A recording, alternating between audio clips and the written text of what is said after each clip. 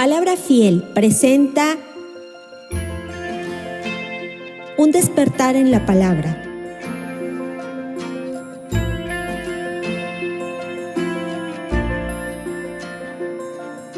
El tema 18 que vamos a hablar es el que no ama, no conoce a Dios. Vamos a entrar en una sección de cómo deberíamos amarnos el uno al otro como cristianos. Y ya Juan nos había hablado de esto anteriormente. Comenzó desde el capítulo 2, versículo 7, después en el 3:11, ¿sí? Y ahora él vuelve a retomar el tema, pero esta vez de una manera mucho más amplia, mucho más precisa. Lo que Juan va a hacer es ayudarnos, hermanos, a entender que si tú y yo pertenecemos al cuerpo de Cristo, nosotros tenemos que estar dispuestos a ir una milla extra, el uno por el otro, el ir una más.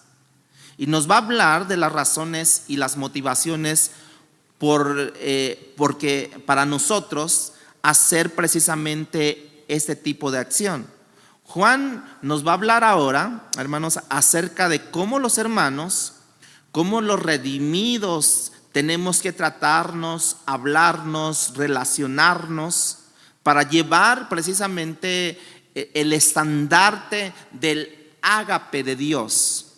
Y digo eso porque en ocasiones, en esa misma carta, Juan parece extremadamente severo contra otro grupo de personas como los gnósticos, de quienes él ha hablado en esta carta y que no son cristianos, no son hermanos, y fueron llamados ellos por Juan como falsos maestros, infiltrados en las iglesias, que con sus falsas doctrinas estaban tratando de corromper la fe y destruir el cuerpo de Cristo.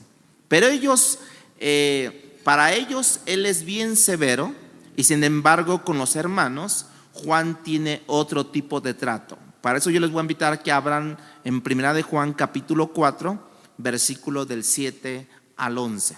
Anótelo, por favor.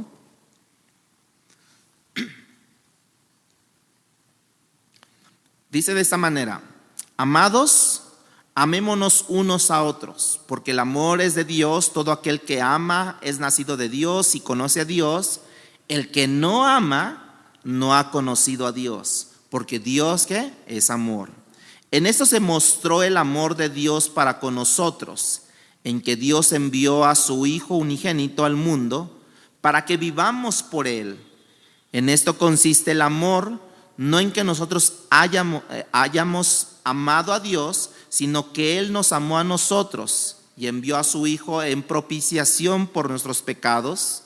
Amados, si Dios nos ha amado así, debemos también nosotros amarnos unos a otros. Bueno, Juan nos habló la semana pasada de los falsos maestros, de cómo debemos de denunciarlos, detectarlos, señalarlos, y en este caso ahora me está hablando de cómo debemos de amarnos unos a otros. Decía un autor: notemos que el amor no está opuesto a la verdad. Juan acaba de emplear la semana pasada 6 versículos advirtiéndonos sobre personas, ¿no? Sobre personas pues incorrectas como los falsos maestros, ¿no? Y nos dice que no les creamos, ¿no? A todo ese espíritu, sin probar los espíritus para ver si son de Dios. Que estos hombres precisamente negaban verdades esenciales acerca de Jesucristo. Juan les llama falsos profetas, cuyas enseñanzas es el espíritu del anticristo, como lo vimos. Amar no implica que dejemos a un lado la verdad, hermanos, por amar la unidad en el cuerpo de Cristo. Y Juan estuvo allí cuando Jesús pidió en una ocasión al Padre que sus discípulos fueran uno. ¿Se acuerdan de eso? Que sean uno como tú y yo, Padre, somos uno, para que el mundo supiera que el Padre le había enviado. Pero Juan también oyó a Jesús orar en una ocasión que dijo: santifícalos en tu verdad, oh Dios. Tu palabra es la verdad, le dijo así. Estas personas a las que Juan estaba haciendo alusión, las que Juan estaba debatiendo en ese momento, que eran los gnósticos, ellos estaban comprometiendo las verdades del Evangelio de Cristo. ¿Por qué? Porque Juan estuvo ahí diciendo: tu palabra es la verdad. Y ahora estos gnósticos estaban comprometiendo la verdad de Cristo. Es por eso que Juan los estaba señalando. Estaban comprometiendo la esencia del Evangelio, o sea, a Jesucristo. Estaban comprometiendo esas verdades. La misma iglesia en esos momentos corrían el ser derrumbada, la iglesia, deshacerse de las raíces profundas del Evangelio por estas personas, estos individuos, los gnósticos, y por tanto no se podían poner de acuerdo entre las cosas que estaban en desacuerdo ellos, porque estaban hablando de algo importante en la iglesia cristiana, en la fe cristiana, y a estos les llamó Juan como falsos maestros y los trata de una manera muy severa. Y ahora escucha lo que dice en 2 de Juan capítulo 1, 2 de Juan capítulo 1, versículos del 9 al 11. Cualquiera que se extravía y no persevera en la doctrina de Cristo, no tiene a Dios. El que persevera en la doctrina de Cristo, ese sí tiene al Padre y al Hijo. Si alguno viene a vosotros y no trae esta doctrina, no le recibáis en casa, ni le digáis bienvenido, porque el que le dice bienvenido participa de sus malas obras. Juan está hablando de personas infiltradas con motivaciones destructoras, representantes del mundo de las tinieblas, capaces de destruir el mismo cuerpo de Cristo. Para ellos, usted ve en este versículo que es sumamente severo, Juan, pero totalmente distinto cuando se trata del hermano, cuando se trata del cuerpo de Cristo, cuando se trata de un miembro del cuerpo de Cristo. Y creo que nosotros tenemos que aprender a hacer esta distinción porque es importante, hermanos. Cuando estábamos hablando de los hijos de Dios, cuando se trata de los redimidos de Cristo, estamos hablando de amar al hermano a través de ¿qué? De la verdad. ¿Qué es la verdad? La palabra de Dios. Porque esta verdad que yo leí, ¿no?, inspirada por el Espíritu de Dios, la que me manda a mí, la que me ordena que yo tengo que amar a mi hermano, de tal forma que si yo amo esta verdad que es la palabra de Dios, tengo que amar por consecuencia al hermano a quien Dios ha redimido con la palabra de él, con su sacrificio. Y es por lo que estamos hablando que tenemos que amar al hermano a través de la verdad. Si usted no tiene la verdad, entonces no puede amar. Como les dije en la mañana, ¿no? Usted no puede crecer, sino que ha nacido. Tenemos que nacer primero para poder crecer. En esta ocasión, ahora, si yo no tengo la verdad, que es la palabra de Dios, entonces yo no puedo amar a mi hermano, ¿sí? Y cuando lo vemos así, entonces como que tenemos un panorama muy distinto de las cosas. Para el día de hoy, la palabra clave que vamos a utilizar es la palabra amémonos. Esta palabra enfatiza más que un sentimiento, una acción, hermanos. Esta palabra enfatiza algo que tengo que hacer contigo, o sea, con usted, hermano, y usted está obligado a hacerlo también conmigo. ¿Por qué? Porque tenemos la verdad y la verdad es la palabra de Dios. De manera que hoy esa es la palabra clave, amémonos. Y como dice el texto, si Dios nos ha amado, tengo que hacerme algunas preguntas, 2 preguntas nada más vamos a ver el día de hoy. 2 preguntas. Si Dios me ha amado, tengo que hacerme 2 preguntas. La primera es: ¿qué se requiere para amar como Dios nos amó? ¿Qué se requiere para amar como Dios nos amó? ¿Qué cree que se requiera para amar como Dios nos amó, hermanos? ¿Sí? Versículo 7 dice: amados, amémonos unos a otros, porque el amor es de Dios. Todo aquel que ama, dice, es nacido de Dios y conoce a Dios. Entonces, de manera que Juan me está diciendo que hay dos requisitos para amar como Dios amó. ¿Cuál es el primero? Es que yo debo de nacer, subráyelo allí en su Biblia, ¿no? Nacido de Dios y conocer a Dios. Esa es la segunda. Tengo dos requisitos. Primero tengo que nacer de nuevo, y el segundo requisito es que tengo que conocer a Dios.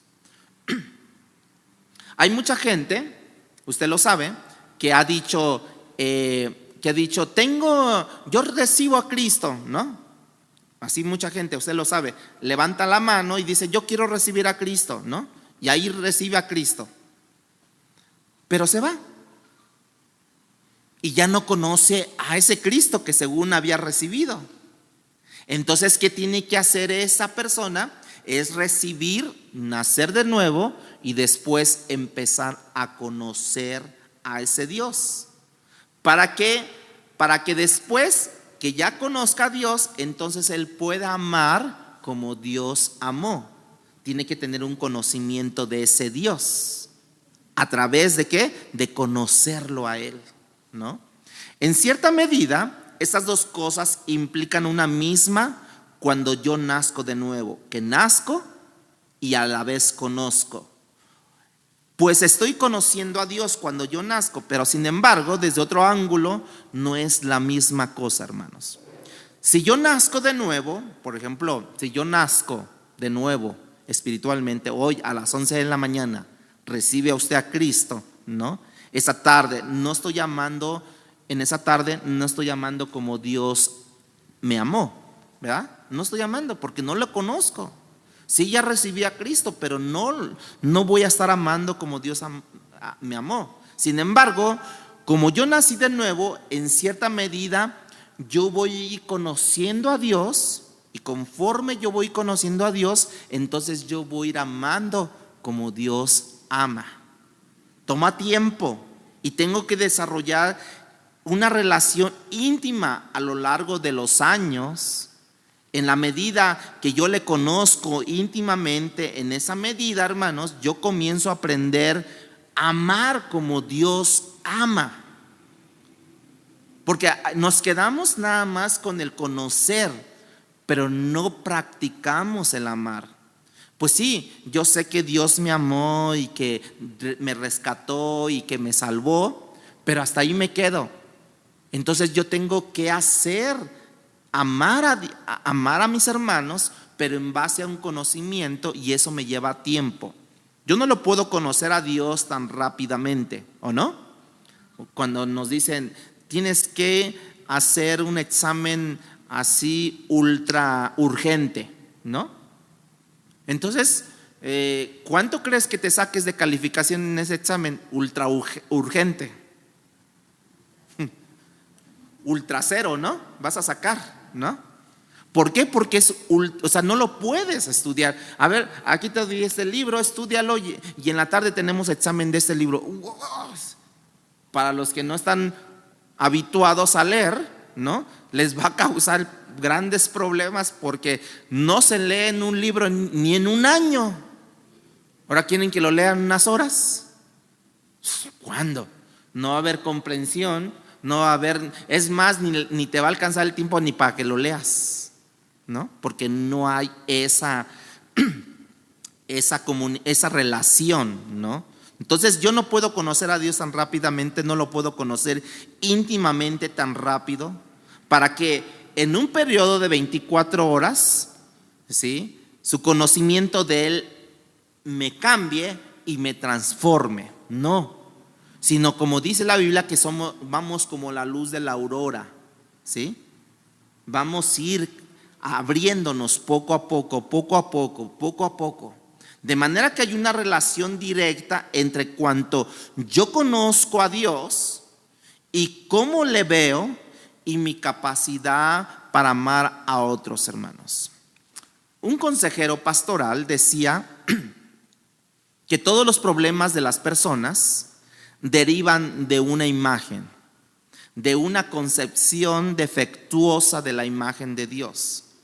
Dice este consejero pastoral: si la imagen y el concepto de la imagen de Dios están mal, todo estará mal. Y si el concepto de la imagen de Dios está bien, todo estará bien. ¿Cómo ves tú a Dios? ¿Cuál es la imagen que tú tienes de un Dios amoroso? Si es de un Dios amoroso solamente para que te haya salvado, entonces tú consideras que ese Dios amoroso es para salvar. Pero no consideras a ese Dios amoroso precisamente para estar al pendiente de ti, ¿no? Cuando un niño crece y empieza a dar sus pasos, ¿tú lo dejas y que se vaya solito y tú te vas a otra dirección? No, tú vas como que resguardándolo por si se llega a resbalar, a tropezar o a titubear sus pies. Entonces tú, cuando estás ahí, estás cuidándolo. O sea, implícitamente hay un amor dentro de nosotros al que ese bebé, al que ese niño no llegue a caer. Bueno, el amor de Dios no solamente fue para salvación, ¿sí? Que implícitamente, si al salvarnos, pues lógicamente es el que nos cuida, el que nos protege, el que nos ayuda, el que está al pendiente de cualquiera una de nuestras necesidades. Escúcheme, hermano, cuando yo tengo dificultad en amar al hermano, cuando yo tengo dificultad en ayudar al hermano, yo tengo una concepción defectuosa de la imagen de Dios. ¿Sí lo escuchó, hermano? ¿O no lo escuchó? Hay algo que esa imagen que yo estoy viendo en su propia dimensión. Esa es la razón por la que Cristo nunca tuvo problemas con amar a los demás. Cristo nunca tuvo problemas en amar a los demás porque Él es la imagen perfecta del mismo Dios. Por eso es que Él no tuvo problemas en amar. Él iba a los enfermos, Él iba a los paralíticos, Él iba a los que tenían hambre, Él iba a todas esas personas. Él no tenía problemas de amar, porque Él era la perfecta imagen de Dios mismo, hermanos. Esa imagen en Él siempre estaba clara y completa en Cristo Jesús. Él nunca tuvo el problema con las personas como tú y yo tenemos hoy en día el problema con las personas, en ayudarles. Si tú le ayudas ahorita a la persona, ¿no? Supongamos, si tú le ayudas a una persona y mañana habla mal de ti, ¿tú qué dices? Pasado mañana le vuelvo a ayudar. ¿Sí será capaz? ¿Tú qué dices? Pero así hasta con acento, comas y subrayó y ahí con un marcador bien le dices, pero así, ¿no? Hasta con estilo, jamás le vuelvo a ayudar a esa persona, ¿sí o no? Porque nuestra concepción de la imagen de Dios, nuestra concepción, nuestra, está defectuosa. ¿No les vuela los cables ahorita? ¿No le están volando los cables? Y aguas, porque les puede caer esas cosas, Esa imagen de Dios, hermanos, en Él siempre está clara y completa en Cristo Jesús. Él nunca tuvo problemas. De manera que entre más conozco a Dios, hermanos, entre más conozco a Dios, más fácil, de manera más natural resulta amar a las personas. De hecho, en el versículo 7, usted lo pudo ver al final del versículo 7, nos deja claro eso. Mientras más conozco a Dios, más fácil me resultan mal las personas. ¿Por qué? Porque Él es amor, hermanos. Porque el amor es de Dios, dice. Porque ese amor precisamente está en Él, en ese amor. De la misma manera, mientras menos conozco a Dios, más dificultad yo tendré en amar al otro, ¿sí o no? Porque mi amor está condicionado. Si tú me tratas bien, entonces te doy amor. Si tú me tratas bien, entonces yo te ayudo. Si tú me tratas bien, yo te proveo. Si tú me tratas bien, entonces yo te doy. Está defectuoso nuestra imagen de Cristo. La imagen de Dios, si la tengo bien completa y bien precisa, entonces yo voy a dar sin nada a cambio. Me hiciste un mal, no pasa nada. Te vuelvo a hacer un bien pasado mañana. ¿Cuándo necesitas? Oye, quiero que me prestes. ¿Sabes qué? Mira, mejor te regalo esto. Quiero que me prestes $1, mejor te regalo 50 centavos. Ten, no te hago esclavo. Ya, ¿no? Tú y yo amamos de una manera muy distinta a como Dios ama, hermanos. Cuando Dios ama, no ve en nosotros algo o nada para Él amar que le resulte, por ejemplo, atractivo, llamativo, como es nuestro caso, hermanos. Dios le dice a la nación de Israel en Deuteronomio capítulo 7, versículo 7, ¿no? Dice: Israel, yo te amé. No te amé porque eras el más grande de los pueblos. No te amé porque tú eras el mejor de los pueblos, el más hermoso de los pueblos. ¿Por qué me amaste entonces, Dios? Porque yo quise poner mi amor sobre ti. Porque no había absolutamente nada en tu condición que fuera atractivo para mí. O sea, no eras nada tú. Yo puse mi amor hacia ti. Nosotros no amamos así, de esa manera, hermanos. En todos casos de cómo amamos es por algo que te atrae la persona. Puede ser una mascota. Ay, es que eres precioso. Ay, ¿no? Porque está bonito, ¿no? Porque la persona te atrae físicamente, porque te atrae sentimentalmente, porque te atrae por su manera de ser, su actitud que tiene, porque hay algo atractivo de esa persona hacia ti. Por eso tú amas, te desbordas en amor. Y decimos, nada más porque me caes bien. Fíjense, allí está la condición, la atracción que nosotros tenemos, nada más porque me caíste bien.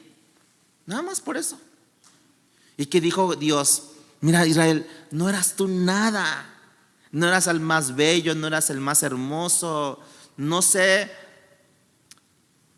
no por ser vosotros más que todos los pueblos, os ha querido Jehová y os ha escogido, pues vosotros eras el más insignificante de todos los pueblos, dice allí.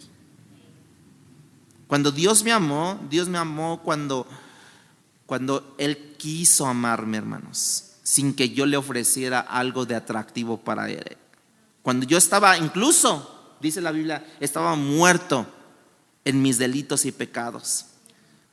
Si usted es honesto, usted sabe lo poco motivador que es la cara de un muerto para hablar con Él. ¿Y nosotros cómo estábamos? Muertos en nuestros pecados y delitos. ¿Usted ha hablado con un muerto? O sea, allí en el féretro, en el ataúd, y le dice: no, qué hermoso te ves, que quién sabe qué. No. Bueno, hoy por hoy ya los maquillan y los hacen lucir bien. Incluso hasta les quitan unos años de encima, ¿sí o no? Porque no sé qué tanto les hacen, porque hasta hay clases para, bueno, ¿cómo le llaman esa materia? Forense. Les dan clases hasta de maquillaje. cómo maquillar a los muertitos. Además de todas las cosas, ¿no? Ya sabemos, entendemos todo eso. Pero de verdad que le jalan aquí, le cosen por dentro y como les hablan, ¿no? Les cosen por dentro y les jalan aquí. Ya hay que quitarle las patillas de gallo, hay que quitarle algunas arrugas o sea, los dejan bien. Bueno, hoy, pero anteriormente nada de eso había. Así como te quedabas con la boca abierta, así te dejaban, ¿no? Hoy se ha descubierto, bueno, no sé si sea verdad, nunca lo he probado eso, pero dicen que si alguien muere con la boca abierta y ya pasó y está en el trance, pues le cuesta trabajo cerrar a las personas la boca, ¿no? Pero dicen que le tienes que jalar el dedo gordo del pie, se lo jalas y con eso cierran la boca. No sé si sea verdad, sea mito, no sé, lo dijo una enfermera eso, ¿no? Pero bueno, aquí la intención es que no es motivador para nadie de nosotros hablar con un muerto. Pues, sin embargo, Dios habló con nosotros que estábamos muertos en nuestros pecados y delitos. Dios me amó en medio de mi rebelión, en medio de mis prejuicios, en medio de mi orgullo.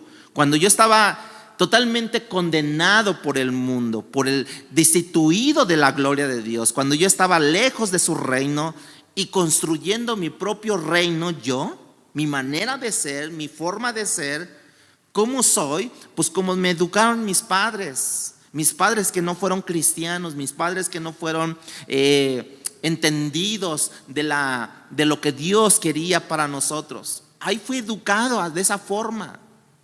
Y Dios me alcanzó allí. Y ahora Dios nos dice a nosotros, ahora tú ya que sabes esto, que sabes la palabra de Dios, que has sido instruido en la palabra de Dios, quiero que tú entiendas que ahora que eres redimido, ahora que tú ya eres comprado y lavado a precio de sangre, quiero que ames como yo amo, dice Dios. Muchos dirán, qué difícil es, ¿no? Pero yo les digo, ¿saben qué, hermanos? No digan eso. Ahora sí, no digan eso. No digan qué difícil es. Más bien digan, qué fácil es con Cristo. Pero es que tener a Cristo. Es tener su palabra de Dios.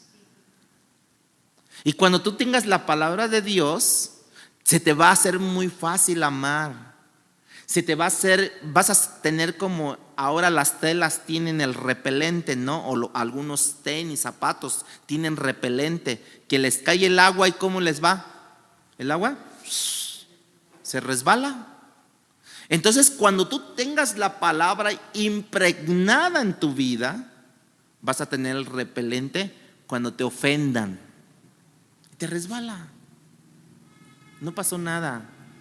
Oye, pero ¿por qué le hiciste un bien si te hizo un mal? ¿Cuándo me lo hizo el mal? O sea, ¿en qué mundo estás tú? ¿En qué estás viendo tú que te hizo un mal y ahora le estás dando un bien? No, es que no me lo hizo a mí. Es que se me resbaló eso. Es que por cuestión natural es hacer el bien, pero estás impregnado ¿de qué? De ese repelente. Y ahora, si pudiéramos decirlo así, el repelente es la palabra de Dios. Estás impregnado de la palabra de Dios y Dios te dice, ama. No te está poniendo condiciones. Mira, ama si Él te hizo un bien, si Él te ayudó ayer, porque dice Zacarías o no sé quién dice eso, ¿no? Ayúdate porque yo te ayudaré, ¿no? O hoy es hoy conmigo, mañana será contigo y todo lo que tú quieras. No. Aquí no hay condición de eso, porque precisamente uno tiene que primero tener una base, y la base es que yo nazco de nuevo en Cristo Jesús, y la segunda es que yo conozco a ese Dios de amor, y entonces ese Dios de amor precisamente me lleva a entender cómo Él ama, porque nazco y porque conozco a Dios. En el versículo 8, ahora Él me lo dice de una manera negativa. En el versículo 8 de primera de Juan 4:8 dice, el que no ama no conoce a Dios. Ahora Juan me lo plantea de esa forma. Juan me está diciendo que cuando tengo dificultad en amar, en ayudar a mi prójimo, en ayudar a mi hermano, mi problema no es el otro, hermanos. Mi problema no es mi temperamento. Es que yo soy así, que quién sabe. No, el problema es básicamente falta de conocimiento de Dios. Y por tanto, la imagen de Dios que tengo está siendo defectuosa. No porque sea defectuosa, sino porque mi entendimiento está siendo defectuoso de quién es Dios. Cuando la imagen de Dios es defectuosa, todo lo demás tú ves defectuoso. Entonces, la primera pregunta, ¿qué se requiere para amar como Dios nos ama? Dos cosas: nacer de nuevo, y la otra, conocer a Dios. Necesito tener una relación, cultivar, nutrir esa relación con Dios. Ahora pasemos a la segunda pregunta. La segunda pregunta, anótenlo. ¿Cuál es la verdadera manifestación del amor, hermanos? Y para ello vamos a leer el versículo 9 y 10 de Primera de Juan, capítulo 4. Versículo 9 y 10. Dice, regreso un poquito a la pregunta, ¿cuál es la verdadera manifestación del amor de Dios? Y dice, en esto se mostró el amor de Dios para con nosotros, en que Dios envió a su Hijo unigénito al mundo para que vivamos por Él. En esto consiste el amor, en que nosotros hayamos amado a Dios, sino que Él nos amó a nosotros y envió a su Hijo en propiciación por nuestros pecados. Ahora, Juan me ayuda a entender un concepto de lo que yo he oído tantas veces, hermanos, pero quiero que en esta mañana impacte a nuestros corazones de una manera distinta. Y es que Dios, cuando quiso manifestar su amor, Él envió, dice allí. Él no solamente habló, Él no solamente prometió, ¿no? Como hemos prometido nosotros para la próxima semana, de lo que les platiqué, la muestra de amor, ¿no? No solamente Él prometió, no solamente Él habló, sino que Él envió. Envió a su Hijo, a su unigénito. O sea, en pocas palabras, Él actuó, hermanos. ¿Cómo se manifestó su amor, hermanos, de Cristo? De Dios, actuando. Entonces Dios envió al unigénito, lo más preciado, al único, ¿no? Era único, por individuos desahuciados como tú y yo, hermanos. Muertos estábamos. Imagínate tú que digas, ve a ver al muerto. Ay, no, ¿yo por qué le voy a ver? ¿No? Hay mucha gente que no les gusta ver los féretros, ¿no? Hay mucha gente. Hay otra gente que son morbosos y ven los muertos a ver qué maquillaje le pusieron, ¿no? O sea, cómo los peinaron, cómo los hicieron, todo eso, ¿no? Entonces, si nosotros llegamos a entender eso, que Dios haya enviado a su unigénito, precisamente ¿para qué? Para animar, para hacer nacer lo muerto, para revivir lo muerto, ¿no? Fíjense que cuando Abraham estuvo dispuesto a sacrificar a su unigénito también, ¿se acuerdan? También. Pero no es lo mismo, porque cuando Abraham lo iba a hacer ¿por quién, hermanos? Por Dios. Por Dios se lo iba a ofrecer, porque Dios se lo había pedido. Y entonces, si alguien te lo pide, ¿por quién lo haces? Por esa persona. En este caso, Abraham lo iba a hacer por Dios. Y por Dios, dicen por ahí, todo vale la pena. ¿No dicen por ahí también? Por Dios vale la pena, ¿no? Cuando Dios lo hizo ahora, cuando Dios envió a su unigénito, no lo hizo por Dios, hermanos. Ahora sí, no lo hizo por Dios. sino lo hizo ¿qué? Por el hombre pecaminoso, rebelde, condenado, desahuciado, esclavo, enemigo de él. Por él lo hizo, por el mismo hombre. No lo hizo por Dios. No lo hizo por Dios. Y entregó no a un ser humano como Abraham lo hizo, no, lo iba a hacer, sino entregó a Dios mismo en la persona de Jesucristo, en la segunda persona de la Trinidad, hermanos. Entonces, cuando Él vino, el unigénito dejó el cielo, Él dejó la gloria, Él dejó atrás todos sus derechos. Y Cristo no reclamó ningún derecho ni cuando nació, ni cuando vivió, ni cuando murió. Nunca reclamó ningún derecho divino, hermanos. Y si nosotros somos conscientes, tenemos que admitir que cuando estamos reclamando nuestros derechos, cuando nosotros reclamamos nuestros derechos, es la carne la que está hablando. Y si no es la carne, y si no es la carne, es el enemigo incentivando a la carne. Ándale, habla, reclama tus derechos. Ándale. Ahí está Satanás. Y tú, espérate, ahorita. Ándale.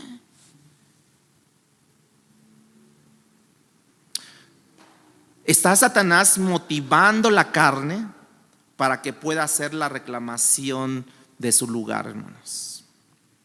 Raramente Dios hace ese tipo de reclamación. Juan no está hablando aquí que cuando mi hermano se trata, yo tengo que irme a la milla extra. Cristo no solamente fue a la milla, Cristo fue al mundo extra. Abandonó la eternidad y vino a habitar en la temporalidad de este mundo, hermanos. Imagínate, ¿tú vendrías? Estás en la eternidad y después te tienes que meter a un lugar más comprimido, limitado, ¿no? Temporal. No, nadie lo dejaría, nadie dejaría eso. Pero sin embargo, Cristo lo dejó. Él dejó en un momento dado de llenar, dice un autor, de llenar cada pulgada cuadrada del universo para introducirse en un útero pequeño y luego pasar por un canal contaminado. Y cuando Él vino a llenar nuestras necesidades. Se oyó muy poéticamente, ¿verdad? De este autor. Y Dios te dice: tú viste a mi hijo qué hacer, tú viste a mi hijo cómo amó, tú haz lo mismo. Eso implica ahora que cuando yo veo a mi hermano en necesidad, no es suficiente decirle: ay, hermano, qué pena me da con tu vida.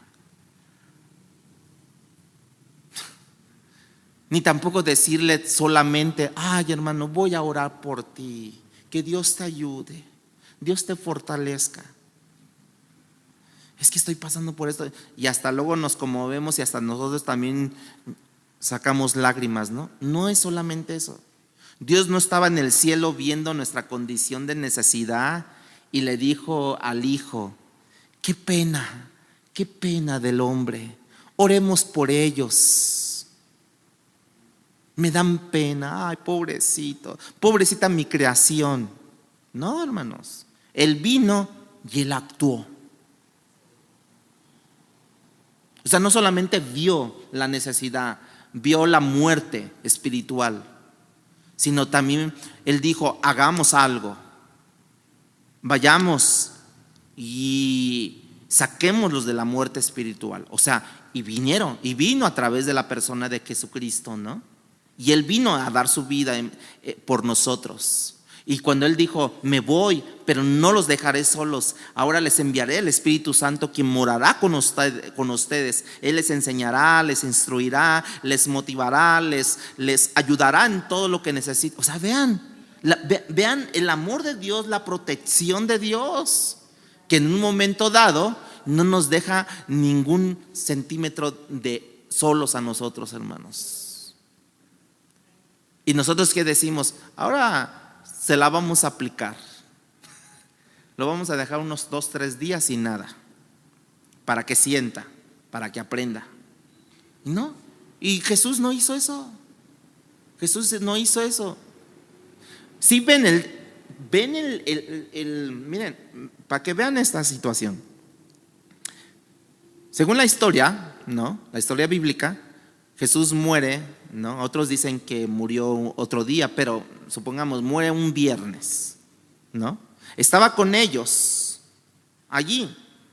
Acuérdense que el Espíritu Santo todavía no estaba con toda la gente, nada más en ese momento estaba con Jesús cuando fue bautizado en el Jordán. Imagínense, está aquí Jesús ya en el Calvario, sigue estando el Espíritu Santo con él, ¿no? Por eso él se atreve a decir: perdónalos porque no saben lo que hacen.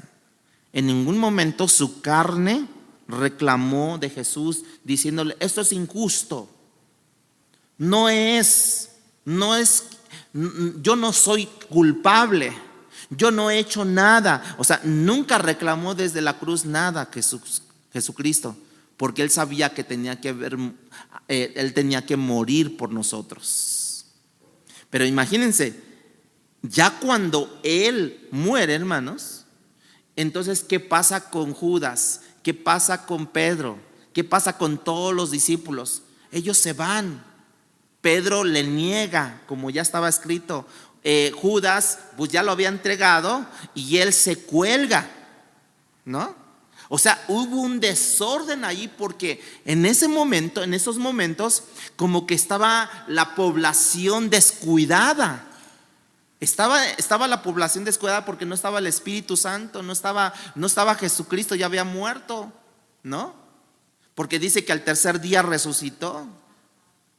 O sea, ¿qué nosotros entendemos cuando tú no das amor, hermanos? Que no tienes el Espíritu de Dios, que no está la palabra de Dios en tu vida, que no conoces a Dios. Por eso Santiago dice, Santiago 2, capítulo 15 y 16,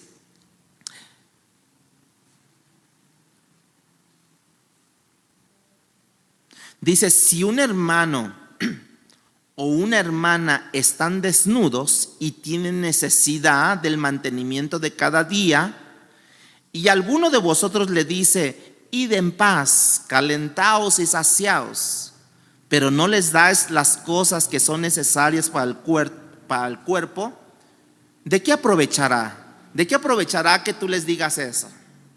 ¿De qué aprovechará si tú oras nada más por ellos? ¿De qué aprovechará si tú les dices: ay, qué pena me da tu vida? Ay, de verdad, qué tristeza me da tu vida, qué tristeza me da lo que pasaste. ¿De qué aprovechará? Hermano, lo que acabo de leer tiene el contexto de un redimido, comprado por la sangre de Cristo, que ya es hijo de Dios, a esa misma altura que tú, independientemente de tu condición social o de tu preparación. ¿De qué te sirve la fe cristiana? ¿De qué sirve que tú y yo nos llamemos hijos de Dios? Ser cristiano implica que voy a estar allí para ti y tú vas a estar allí para mí todo el tiempo, hermano, independientemente de la circunstancia, por el tiempo que sea. Si nosotros decimos que tenemos el Espíritu Santo en nosotros, que cuando le recibimos a Cristo viene y mora dentro de nosotros, si decimos que tenemos ese poder del Espíritu habitando en nuestro interior, y si nosotros no somos capaces de hacer aquello por el cual Cristo hizo, entonces ¿de qué sirve que digamos que tenemos el Espíritu de Dios en nuestras vidas si nosotros no hacemos nada, hermanos? Entonces, si no vale la pena seguirla, hermanos, no es digna de seguirla. De hecho, no es digna de ser proclamada la fe. ¿Por qué? Si no ayudo, si no hago nada, si no sirvo, o sea, todo lo que hizo Jesucristo, dice que Él no vino para ser servido, sino para dar su vida en servicio por todos. La iglesia primitiva vivió de otra manera, hermanos. Cuando Cristo vino, no vino en un palacio real. Él vino ¿a dónde? A un establo. Cuando Cristo vino, él no nació en Roma, no nació en Atenas. Tenía el derecho de ser nacido en la gloria del mundo, pero no, él nació en Belén, en una aldea de Palestina tan poco conocida en ese momento, ¿no? ¿Por qué te digo todo esto, hermanos? Porque es muy fácil cuando un hermano te llama, ¿sí? Es muy fácil cuando un hermano te llama y te dice que tú lo ves en un estatus alto, tú le dices, hermano, quiero que me ayude a orar, pero también quiero que me ayude para saber si me puede hacer el favor de hacer. Sí, hermano, ahorita voy para allá, sí, no se preocupe, sí. Y más si me queda a la vuelta de la casa, ¿no? Sí, hermano, ahorita voy para allá, no se preocupe. Pero ¿qué tal cuando alguien te pide ayuda que tengas que ir al norte de la Ciudad de México? Ay, hermano, que Dios te ayude, Dios te sostenga, aquí voy a estar orando por ti. ¿Verdad que cambia?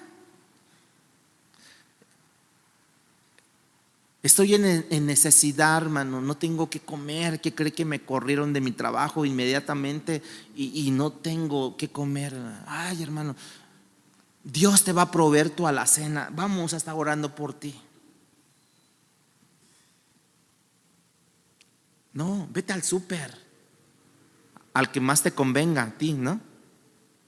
Y cómprale arroz, cómprale aceite, cómprale la canasta básica, llévasela para que esa alacena Dios la provea a través de ti. ¿Vea que es bien diferente, hermanos?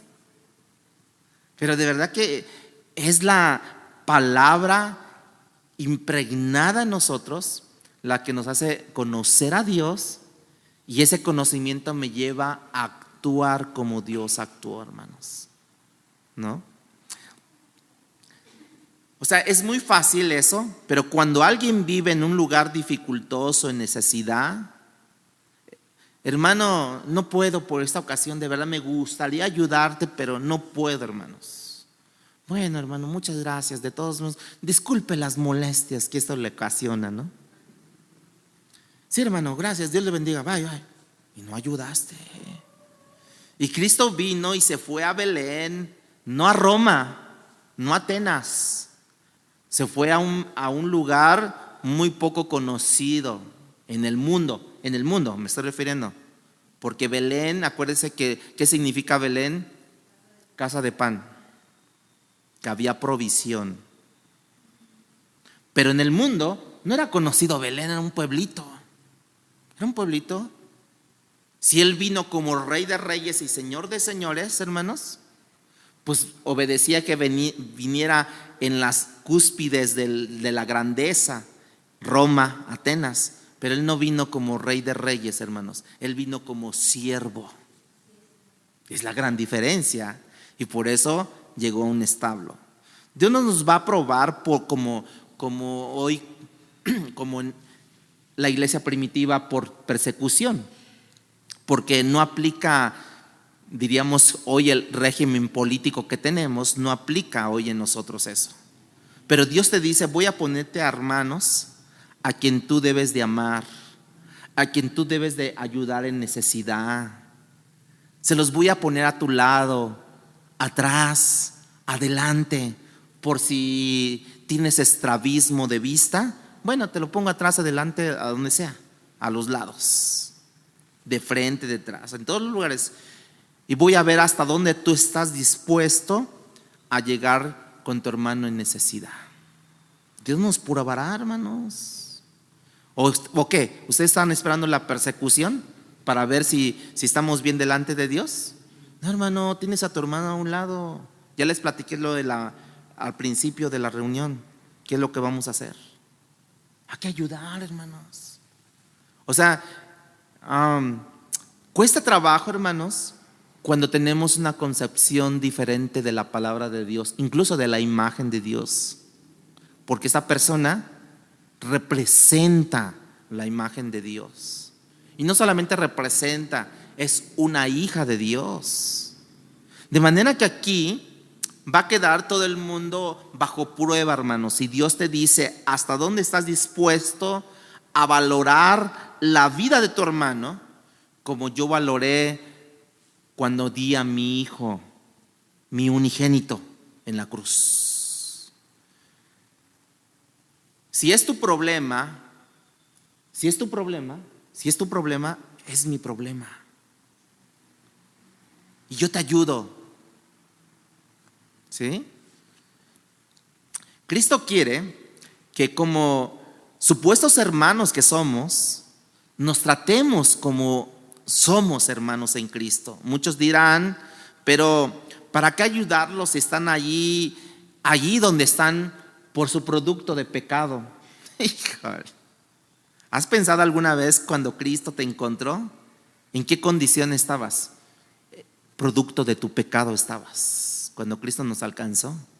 Imagínate que el Padre diga: ¿sabes qué, hijo? No vayas, no es necesario. Ellos están ahí por producto de su pecado.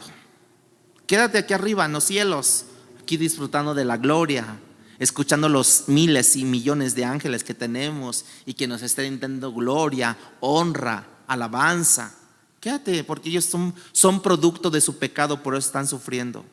¿Has pensado que cuando tú vas a Dios para que te ayude en alguna situación, y si tu situación es producto de tu pecado, como a veces es la ira, a veces es el orgullo, a veces es la mala administración, a veces es la envidia, a veces son los celos, a veces son los conflictos internos. Cuando tú le pides a Dios perdón, ¿sabes qué va a Dios a decir?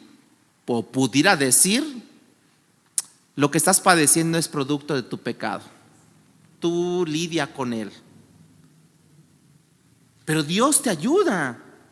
Dios se compadece de nosotros. Entonces, si yo no pienso de esa manera cuando un hermano ha caído en esa condición de producto de pecado, que nosotros le llamamos así, o sea, ¿no es digno de ayudar, hermanos? Claro que sí, porque tú piensas, y cuando tú piensas que Dios nos ayudó en nuestro producto de nuestro pecado, cuando tú piensas que Dios nos ayudó por producto de nuestra mala administración, cuando tú piensas que Dios nos ayudó en nuestra condición por producto de nuestros errores, pese a eso nos ayuda Dios.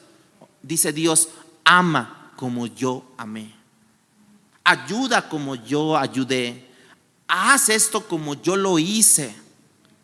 Por eso es que el Sermón del Monte, en Mateo 5:41, dice que cualquiera que te obligue a llevar una carga, cualquiera que te obliga a llevar carga por una milla, ¿qué le dice? Ve 2. Una milla más o menos, la distancia es como 1604.9, algo así, metros, ¿no? Más o menos. Eso es para el que me obligue a ir una milla, que vaya 2, me dice allí. ¿Hasta cuántas millas yo debo de ir con aquel que no me está obligando, que es mi hermana? Si el que me obliga me dice Dios, ve 2. Ahora, ¿cuántas iré yo? Aquel hermano que no me está obligando a ir, aquel hermano que está en necesidad, aquel hermano que no me está demandando. ¿O se ha acercado con ustedes lo que platicamos en la mañana, hace rato? ¿Les ha acercado con ustedes? Oye, ayúdame. ¿No? Y si te pidiera ayuda, ¿tú qué le dirías? Oye, dame 1. No, ten 2. En cierta forma te está obligando. Pero si no te está obligando y tú ves la necesidad, entonces ¿cuántas millas iremos? El problema es que vivimos muy cómodos, hermanos. Mi tiempo no lo estorbes, mi espacio no lo estorbes, mi lugar, mis derechos. Pero eso no es la manera como Cristo vivió, hermanos. No queremos hacer sacrificios, no queremos salir de nuestros patrones. Y Cristo vino y renunció a todos esos privilegios que Él tenía en los cielos. Amar no solamente implica ceder mis pertenencias, mis derechos, mi tiempo, mi espacio. A veces es mi propia vida, hermanos. Esa es la historia de Cristo. Él se dio su propia vida. Pero en términos prácticos, tú y yo tenemos que recordar que amar es sumamente práctico. Diga conmigo, amar es práctico. O sea, no solamente es decirlo, sino es practicarlo. Si les digo esto, es que el mandato en el texto es amar como Dios nos ha amado. Y si yo lo veo en la práctica, hermanos, yo tengo que vivirlo a diario. Porque como a mí me amó Dios, yo tengo que reflejar ese amor de Dios, ¿no? Si ahorita, por ejemplo, yo pongo una luz al espejo, esa luz, ¿qué hace? Refleja la luz. Pero si yo lo pongo así, si mi luz no es fuerte, entonces no va a reflejar. Es como las lámparas, ¿no? Esas lámparas que están ahí. ¿Cómo está haciendo para arriba? Está reflejando la luz. Pero es un wattaje alto, me imagino. Pero si yo pongo mi luz de mi celular, ni llega arriba para que pueda reflejar. Muchas veces nosotros somos así. Tenemos luz de celular, ¿sí? O sea que sí me sirve la luz de celular. Cuando totalmente está oscuro, sí me sirve, sí me guía. Pero ¿qué creen? No es lo suficiente. Cuando tú ves a los hermanos, estos son los hermanos, esa es la luz, los hermanos. Y tú ves y dices, no tienen necesidad, no tienen necesidad, no tienen necesidad. Pero si tú no averiguas, nunca va a tener necesidad. Sin embargo, muchas veces tenemos necesidad. A lo mejor no es necesariamente económica, a lo mejor afectiva, a lo mejor emocional, a lo mejor de hermano, ¿no? Deme un abrazo, ¿no? Le voy a dar un abrazo, hermano, ¿no? Hermanos, todo esto, el amor, resumido, es práctico. Miren cómo lo hace Jesús en Marcos capítulo 6, 31. El texto dice que estaban cansados, ¿no? Marcos 6, 31. Dice que estaban cansados y Cristo se los lleva a descansar a sus discípulos. Y dice, se los llevó aparte a un lugar desierto y descansar un poco, porque eran muchos los que iban y venían, de manera que ni aún tenían tiempo para ¿qué, hermanos? Ni para las cosas básicas tenían tiempo ellos, porque era arduo el trabajo, hermanos. Era mucho el trabajo que ellos tenían. Versículo 34, vea lo que dice. Y salió Jesús y vio una gran multitud y tuvo compasión de ellos, porque eran como ovejas que no tenían pastor, y comenzó a enseñarles muchas cosas. O sea, vio su dolor Dios, vio sus heridas, su desencanto, su desesperanza. Y cuando los vio, se compadeció de ellos. Y no habiendo comido ellos, ni sus discípulos, o sea, sus discípulos y Jesús, y estando cansados, algo en su interior los movió. ¿Qué fue? La compasión.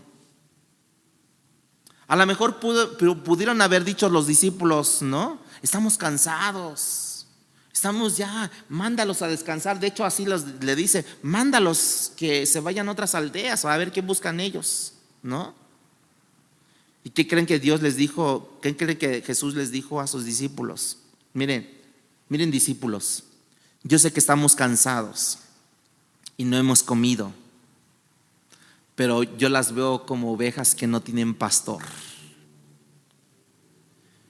Y no es como nosotros amemos a Jesús, hermanos. Es que si nos paramos, yo sé que voy a encontrar dolor. Si usted se va, sale ahorita, o sea, ahorita que nos vayamos, ¿no? Terminemos la reunión, salimos de aquí, usted va a ver, si usted se percata, De toda la gente usted va a ver dolor, va a haber necesidad en esas personas.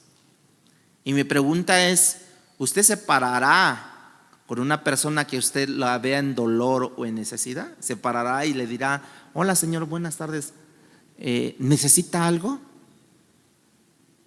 ¿Se parará usted? Y que de repente le diga: no, ¿sabe qué? Es que ¿qué cree que me pasó esto y esto y esto? Y ya le empieza a contar su vida y usted, híjole, ya se van a acabar las tortillas, híjole, no, la comida. O sea, es lo que le pasó a Jesús con sus discípulos. Ellos les dijo: vámonos, vénganse, vámonos, vamos a descansar. Incluso a lo mejor hoy pudiéramos decir: córranle, porque si no, ahorita nos van a agarrar y nos van a hacer perder el tiempo. Hoy diríamos así, hermanos. Y Jesús dijo: vamos a descansar, vamos. Y de repente voltea a Jesús y ve una multitud y los vio en su dolor, en su necesidad. Sobre todo los vio como ovejas que no tenían pastor. Y les dijo a sus discípulos: chicos, digo pues porque eran puros hombres, ¿no? Les pudo haber dicho: chicas. Y yo les digo hoy a ustedes: chicos, chicas. Yo sé que estamos cansados, yo sé que los sábados tienen muchas cosas que hacer, pero vayamos por esas gentes que no tienen pastor, que están en necesidad, que están en dolor.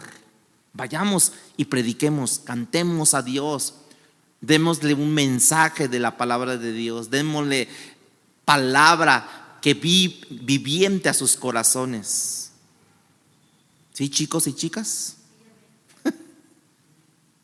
Hermanos, si tú y yo vamos a amar como Cristo nos amó, eso implica que tú y yo vamos a tener que aprender a importunarnos muchas veces. ¿Sí o no? Muchas veces nos vamos a tener que importunar, ¿no? Oye, vamos a salir, no sé, tenemos planeado, no sé, ir a tomar un café aquí entre chicos, ¿no? Entre chavos, ¿no? Vamos a tomar esto. Pero ¿qué crees? Que vemos a una persona en necesidad. ¿Saben qué? Cancelado el café. Vamos a la necesidad. Vamos a suplir esto. Oye, si teníamos planeado ir a jugar, que quién sabe qué. Sí, pero el juego después. Vemos en necesidad esto, ¿no? Eso implica eso, hermanos. Y vamos a tener que ir muchas millas extras. Y vamos a tener que ofrecer lo más preciado si es necesario, hermanos. ¿Qué es lo que tengo en mi bolsillo? Aquí está. ¿Qué es lo que tengo de tiempo? Más que esto, ni modo. Tengo que suplir la necesidad. Por eso el versículo 11, terminamos.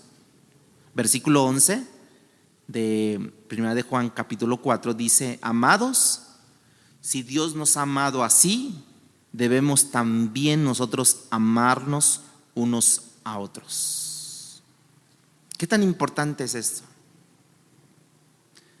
O sea, no te dice allí ama, yo valoraré tu amor. No, te dice: amados, si Dios nos ha amado así, que Él se despojó, que Él entregó, que Él se dio, que Él envió, que Él actuó, ¿no? Debemos también nosotros amarnos unos a otros. Y eso lo vamos a ver, lo vamos a reflejar día a día, hermanos. No nomás cuando nosotros dentro del pueblo de Dios veamos necesidad. Allá afuera hay mucha necesidad de la palabra de Dios. Y nosotros cerramos boca, no publicamos la palabra del Señor. No les decimos, no nos lleva a nosotros a sentarnos en la banqueta con una persona y platicar con ellos. No, es que traigo el pantalón sacado de la tintorería. Oye, allá en el monte hay una persona, allá en el cerro hay una persona que necesita. No, es que ¿qué crees? Que apenas le di boleada a mis zapatos ayer. No, se me van a ensuciar. Mañana mejor. Mañana que vaya ya me llevo mis chanclas. No, hermanos. Tenemos, honestamente, cuando pase eso, entienda que tiene defectuosa usted la concepción de la imagen de Dios. Y cuando usted diga, no pasa nada, mañana los bolearé otra vez, o les echo agua y ya que se les quite el, ¿cómo se llama? El polvo, ya, no pasa nada. Vamos. Cuando tú estás dispuesto, ¿no? Cuando tú estás dispuesto y eres una persona propositiva, porque ahí está lo otro, ¿no? Muchas veces esperamos a que la gente nos pida, a que la gente nos diga, estoy en necesidad, tengo necesidad de esto. Pero cuando yo soy propositivo, otra cosa es porque realmente dice, amados, si Dios nos ha amado así, debemos también nosotros amarnos unos a los otros, unos a otros tenemos que amarnos. Entonces, hermanos, no esperemos a que nos pidan amor. Nosotros tenemos que ser propositivos y tenemos que dar amor a las personas. Amén, hermanos. Amén. Pónganse de pie.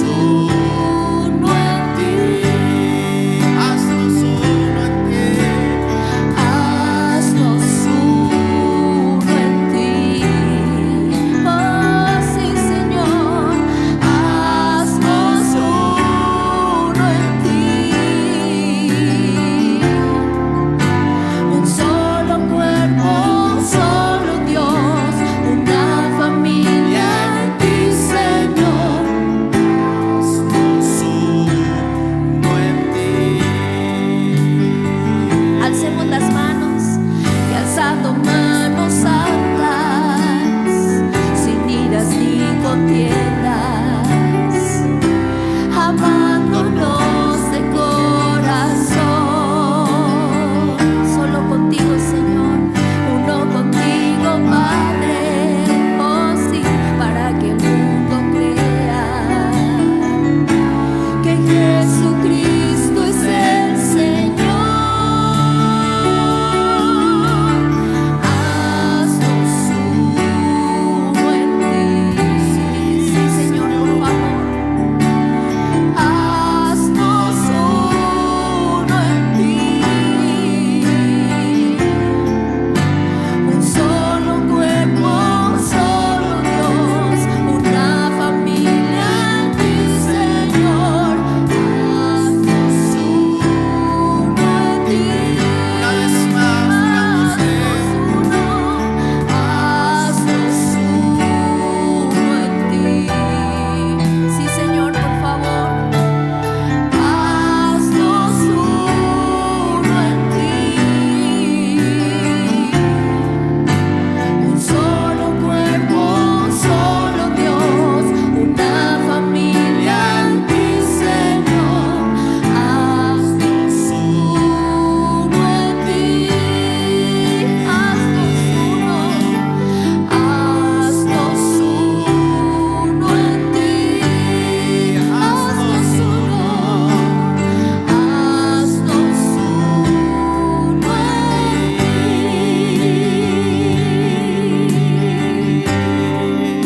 Ayúdanos, Señor, porque no oramos al Señor en este tiempo así, con nuestras manos alzadas, y le decimos al Señor: Padre, ayúdanos a ser uno como tú lo eres con el Padre.